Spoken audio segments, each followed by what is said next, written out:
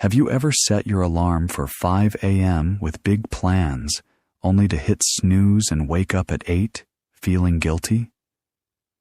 Maybe you've read that successful people wake up early. Maybe you've tried it yourself, once, twice, maybe 10 times, but you always go back to old habits. You tell yourself, I'm just not a morning person. I need my sleep. But what if I told you that the first hour of your day holds the power to change your entire life? What if one man's story could prove that your destiny is decided before the sun rises? This is the story of a man who had nothing, until 5 a.m. became his secret weapon. Stay with me until the end, because this might be the wake-up call you've been waiting for.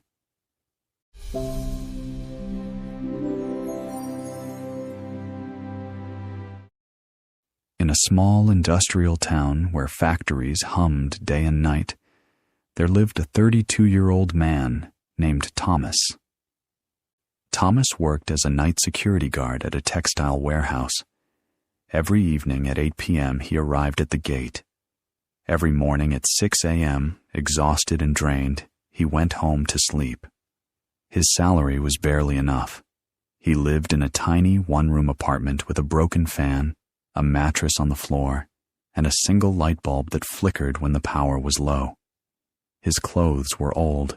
His shoes had holes. But more than physical poverty, Thomas suffered from something deeper. He felt trapped. Every morning, as he walked home past the sleeping town, he saw other people's lives through their windows. Families having breakfast together, children preparing for school, men in clean shirts heading to office jobs. And Thomas would think, will this be my life forever? Walking home while everyone else is waking up to their dreams. He had tried to change. He applied for better jobs, but with only a high school education, every door closed. He wanted to learn new skills, but after working all night, he was too tired to do anything except sleep. His mother, who lived in the countryside, would call him once a week. Thomas, my son, when will your life get better? I'm getting old. I want to see you succeed before I die. Thomas would force cheerfulness into his voice. Soon, Mama. Soon. I'm working on it. But he wasn't, because he didn't know how. The truth that haunted him most was this. He wasn't lazy. He worked hard every night, walking miles, staying alert, doing his duty. But hard work alone wasn't changing anything. He was working hard in a life that was going nowhere, and every morning, as he collapsed into bed around 7 a.m., sleeping until 4 p.m., he felt like he was living backwards. The world moved forward while he slept through it. One thought kept returning, like a whisper he couldn't ignore. There has to be another way. But what? One cold Tuesday morning in November, Thomas's phone rang just as he was leaving work. It was his sister. Thomas, you need to come home. Mama collapsed. She's in the hospital. His heart stopped. He took the first bus to his village, a 3-hour journey that felt like forever. When he arrived at the small rural clinic, his mother was in bed, weak but conscious. The doctor said she had fainted from exhaustion and stress. She needed rest, better food, and medicine they couldn't afford. His mother held his hand, her voice barely a whisper. Thomas, I don't have much time left. Please, my son, don't waste your life like I wasted mine. Find a way. Promise me. Thomas sat beside her bed long after she fell asleep. He looked at her wrinkled hands, hands that had worked in fields for decades, just like he worked through nights, both of them struggling but going nowhere. Something inside him cracked, not with sadness, with rage at his own helplessness. He stepped outside the clinic into the pre-dawn darkness. It was 5 a.m. The village was still asleep, but a few farmers were already walking to their fields. Birds were beginning to sing. The air was cool and fresh. And in that moment, standing in the quiet dawn, Thomas made a decision. "No more," he whispered. "I won't live like this anymore. I don't care what it takes. I will find a way." On the bus ride back to town, he noticed something. Sitting across from him was a man in his 50s, well-dressed, reading a book. Peaceful. Thomas recognized him. Mr. Chen, a successful businessman who owned several shops in town. What shocked Thomas was the time, 6 a.m. A successful man, traveling on a regular bus, at dawn. Thomas gathered his courage. "Excuse me, sir. Why are you on this early bus?" Mr. Chen looked up and smiled. "Because I wake at 4:30 every morning. I use this time to read, think, and plan my day before the world wakes up." "But don't you need sleep?" "I sleep at 9 p.m., 7.5 hours. "Enough?" Mr. Chen studied Thomas's tired face. "You work nights?" "Yes, security guard. And when do you sleep?" 7 a.m. to 4 p.m. usually." Mr. Chen nodded slowly. "So you're awake when the world sleeps, and asleep when the world works. No wonder you're stuck." He leaned forward. "Young man, let me tell you a secret that changed my life 30 years ago. The hours between 5 a.m. and 7 a.m., those are magic hours. That's when you can build the life you want while everyone else is still dreaming." Thomas felt something stir, a dangerous thing called hope. "But how? I work until 6 a.m. I need sleep." "Then change your sleep. Sleep when you get home at 6:30. Wake up at 11:30. That's 5 hours, enough to survive. Then live your real life when the world is awake. And if you can shift to day work eventually, wake at 5 a.m.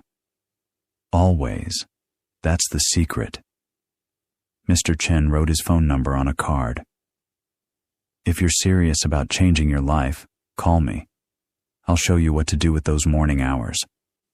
But only if you're serious, because it requires discipline most people don't have." The bus reached Thomas's stop. He looked at the card in his hand and made a promise to himself. "I'll do it. Starting tomorrow." That evening, Thomas did something he had never done in his life. He called Mr. Chen the next day at 11 a.m. For the first time in years, Thomas was awake during daylight on a weekday.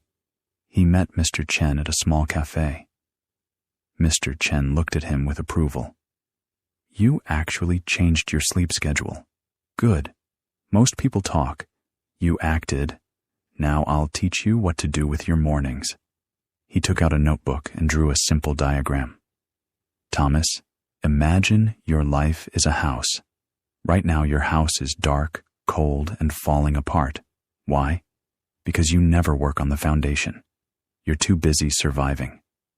He drew a simple house. The hours from 5 to 7 a.m. That's your foundation building time. While everyone else is asleep or just waking up, you're constructing the future. 2 hours every morning. That's 14 hours per week, 60 hours per month, 730 hours per year.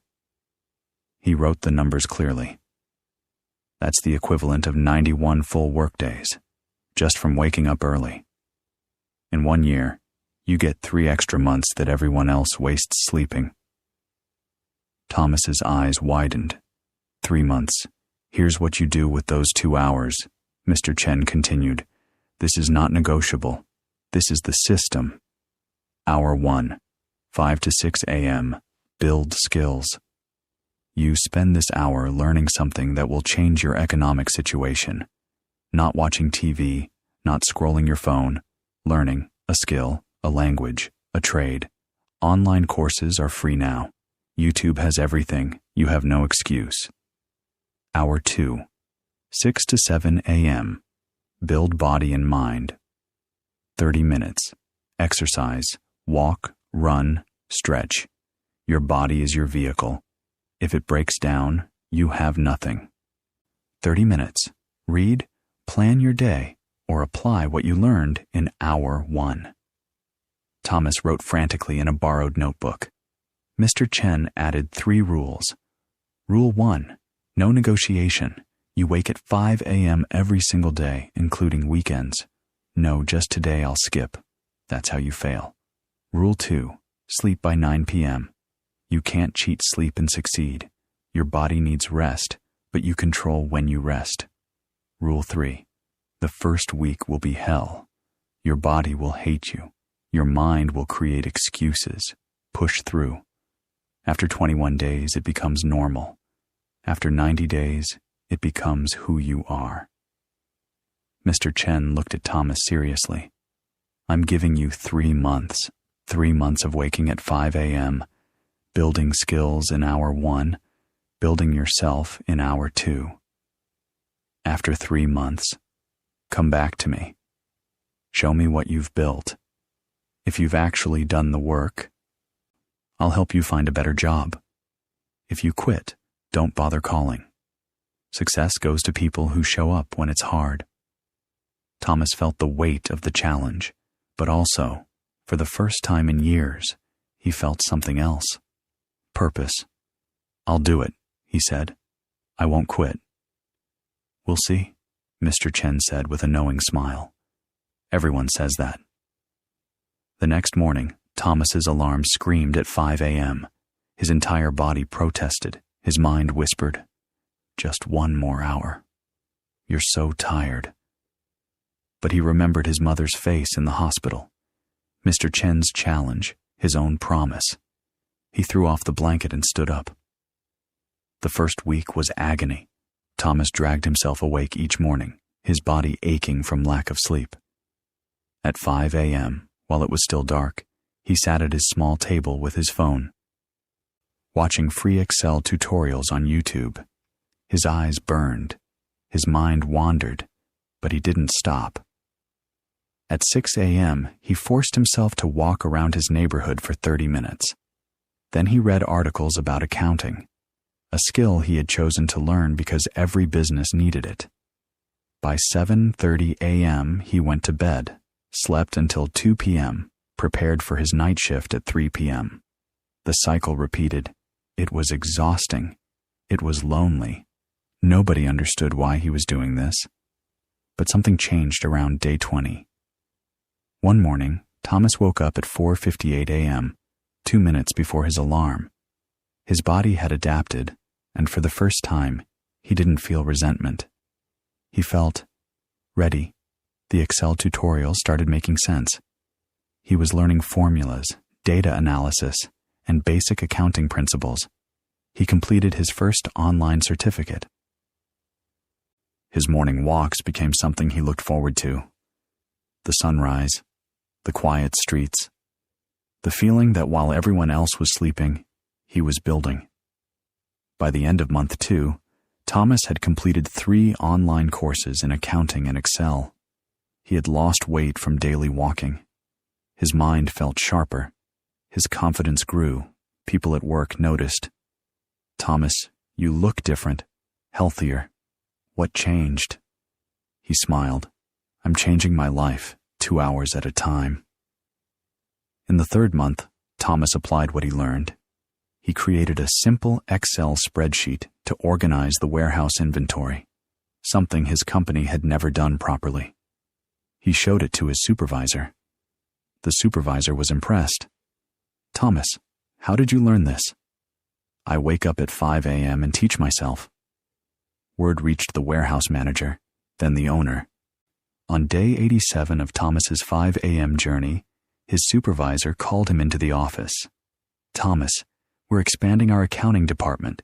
We need someone who understands our warehouse operations and has basic bookkeeping skills. The job is yours if you want it. Day shift, double your current salary. Thomas stood there speechless. 3 months ago, he was a hopeless night guard. Now he was being offered an office job. When do I start? He managed to say. Next Monday. That evening, Thomas called Mr. Chen. Mr. Chen, I did it. 90 days I never missed a single 5 a.m. wake up. And today, I got promoted. There was a pause. Then Mr. Chen's voice, proud and warm. I knew you would. You had the look of someone ready to change. Now remember, don't stop waking at 5. That's not a strategy. That's your life now. I won't stop. This is who I am now. 1 year later, Thomas had become the company's lead accountant. He had saved enough money to move his mother to town, get her proper medical care, and rent a decent 2-bedroom apartment. Every morning at 5 a.m., he still woke up. Not because he had to, but because those 2 hours were sacred. That's when he learned new software, read business books, and planned his future. His co-workers would ask, Thomas, why do you wake up so early? You've already succeeded. He would smile and say, success is not a destination. It's a daily practice, and mine begins at 5 a.m. My friend, Thomas's story is proof of something powerful. Your life can change.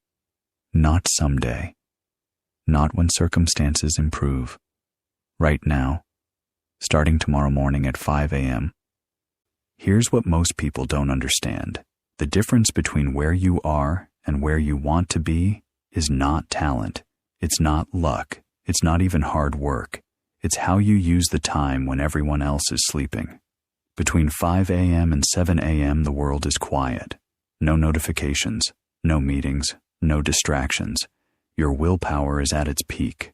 Your mind is fresh. This is when you do the work that changes your trajectory. Successful people know this. That's why CEOs, athletes, and leaders wake up early. Not because they're superhuman, because they understand that winning the morning means winning the day. So here's your challenge. The same challenge Mr. Chen gave Thomas. Step 1. Tonight, set your alarm for 5 a.m. Not 5:15, not 5:30, exactly 5 a.m. And put your phone across the room so you have to stand up to turn it off. Step 2. Decide what you'll build in your first hour. A skill you need? A business idea? A certification course? Choose one thing, just one, and commit to it for 90 days. Step 3. Protect your 9 p.m. bedtime. You can't wake up early if you sleep late. Cut the Netflix. Skip the endless scrolling. Sleep is not your enemy. Wasted evenings are. I promise you this. If you wake up at 5 a.m. every single day for 90 days and use those 2 hours intentionally, your life will not look the same. Maybe you won't become a millionaire. Maybe you won't get promoted immediately. But you will become someone different. Stronger, more disciplined, more capable. And that person can achieve anything. Thomas had nothing. No degree. No connections. No money. Just a choice to wake up early and build. You have more than he had. You're watching this video, which means you have internet, education, and opportunity. The only question is, will you use it? Or will you hit snooze tomorrow and wonder 5 years from now why nothing changed? If you're ready to join the 5 a.m. club, hit that like button right now as your commitment. Then drop a comment telling me, what will you build in your first hour tomorrow? Let's hold each other accountable. I'll be checking the comments. Share this video with someone who says they want to change, but never does. Maybe this is the push they need. And subscribe to this channel, because every week I bring you stories of people who transformed their lives and the exact strategies they used. Remember Thomas's words, success is not a destination. It's a daily practice. And that practice begins tomorrow. At 5 a.m., will you be awake? Your future self is waiting on the other side of that alarm clock. Don't make them wait another day.